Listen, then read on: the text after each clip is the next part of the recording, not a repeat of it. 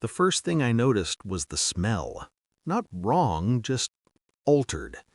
The soup steamed between us, porcelain bowl cradled in my hands, my mother-in-law watching the surface like it might confess something if she stared hard enough. Her smile was thin, anticipatory. "Eat," she said. One word, soft, commanding. My throat tightened before I'd taken a single bite. Not fear, recognition. My body had learned this language before my mind did. The faint sweetness beneath the broth, the way my skin prickled, warning me before pain ever arrived. My husband sat beside me, scrolling his phone, oblivious, or pretending to be. I lifted the spoon, paused, her eyes sharpened. "Don't be dramatic," she added lightly. "Nothing's going to happen." That was when I knew, because people who aren't trying to prove something don't say that. They don't watch you swallow like it's a test they're about to pass or fail.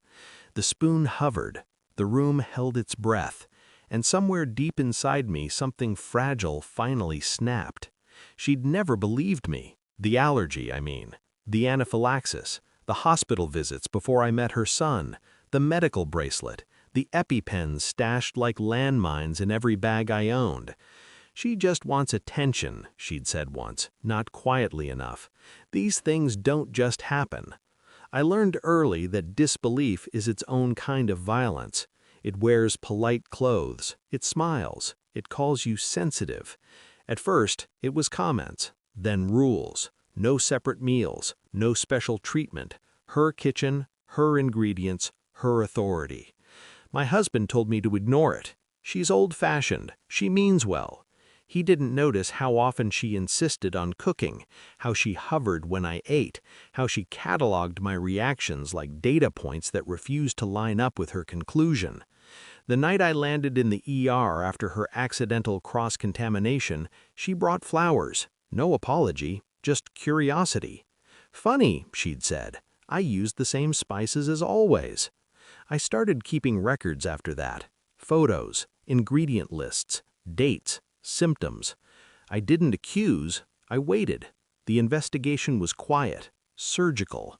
I replaced my EpiPen with a fresh one and logged the serial number. I installed a tiny camera in my bag, angled just enough to see my plate when she served me. I requested my medical files from 3 different hospitals and compiled them into a neat, unarguable timeline. Most importantly, I stopped trusting my husband's absence. When he left the room, she moved closer. When he stayed, she performed innocence. The soup night wasn't spontaneous. I knew that when I saw the bottle half hidden behind the spice rack.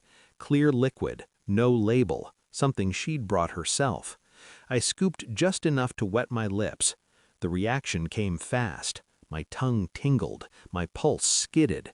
Not full collapse, controlled exposure, measured. Her face changed, triumph flickered. "You see," she said too quickly, "you're fine."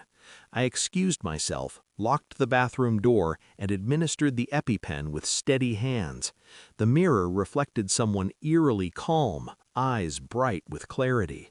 I didn't go to the hospital. I went home. The truth arrived 2 days later in a sealed envelope.